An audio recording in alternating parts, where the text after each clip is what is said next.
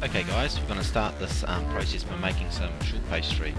So in the food processor we've got 200 grams of soft flour, 100 grams of diced butter that's cut into small pieces and is nice and firm, a little pinch of salt, and what we're going to do is we're actually going to puree this together until we get a nice fine breadcrumb. You can see it there, a little bit. Slowly turn on the mixer, and then we blitz in some water to bind it up.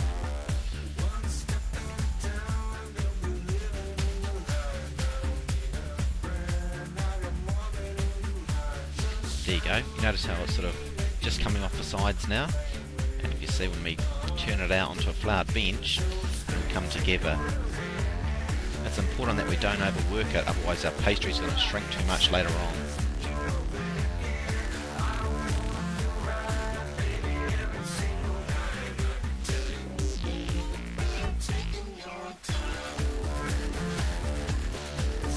Just shaping it into little rounds now, and we're going to put that in Glad wrap and rest that in the fridge for 30 minutes.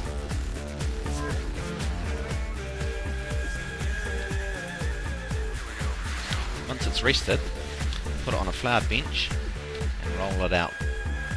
Make sure you don't use too much flour, just enough to keep it moving the whole time off the bench.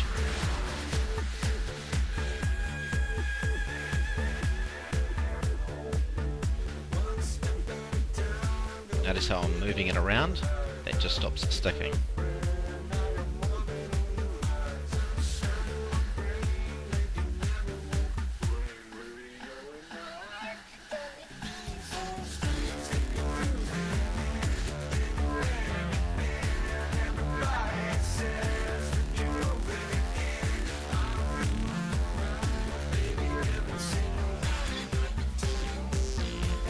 You want to pin it out till it's about 3mm thick. Take a cutter, cut a couple of them out, of the pieces of the pastry that is. Now you notice that this Teflon dish isn't buttered or floured. That's because it's made of Teflon and it won't stick. But if it was just a normal tartlet mould, you'd have to flour it with butter and flour.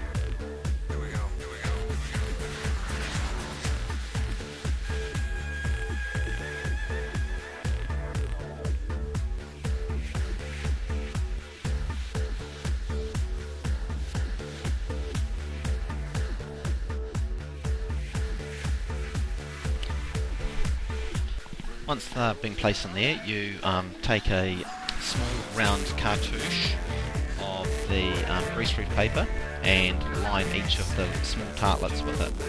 Fill it up with some beans, and then we need to rest that in the fridge for another 30 minutes before baking.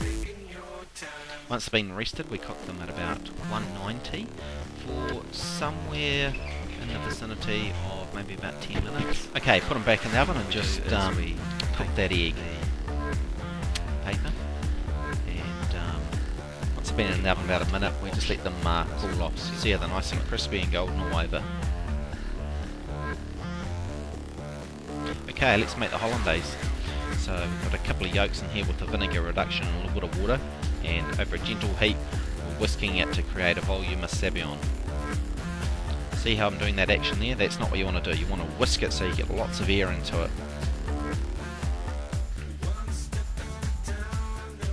Be careful that that water isn't too hot, otherwise you might end up scrambling the egg.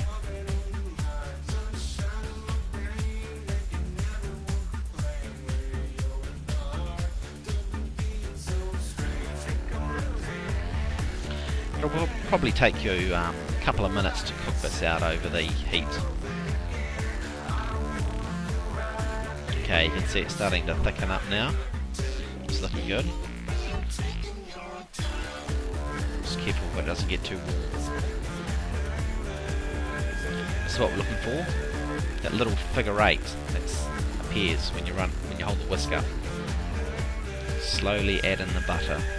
Make sure you don't put any of the milk solids in. Try and keep the sabayon as light as possible.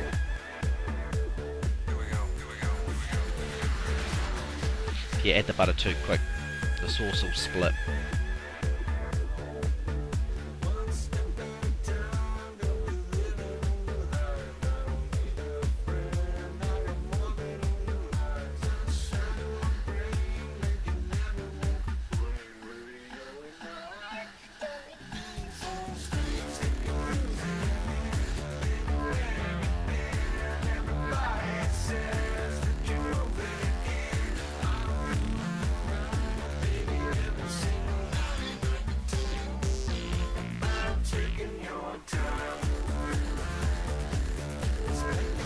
Okay, it's time to poach the egg. Let's put it on a pot and add some vinegar to it.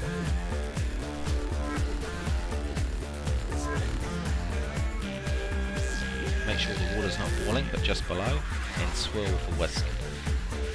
Drop on the egg and leave to poach.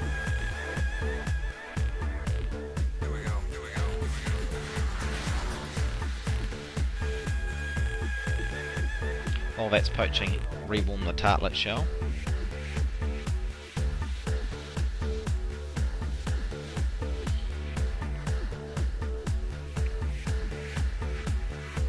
And in a pan, saute a little bit of the spinach.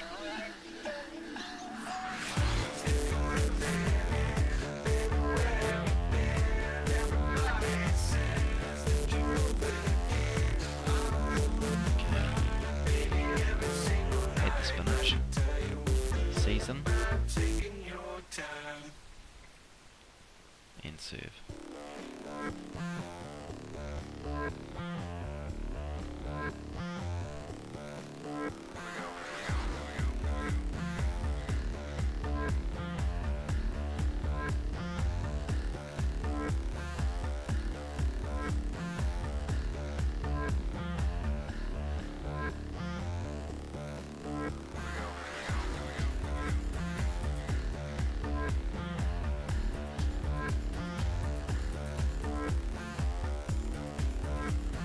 Take out the poached egg and trim off any of the thin egg white.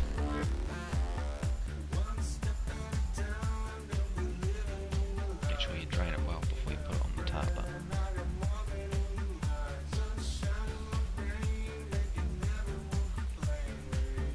Dress with a bit of the hollandaise sauce and make sure that the plate is warm.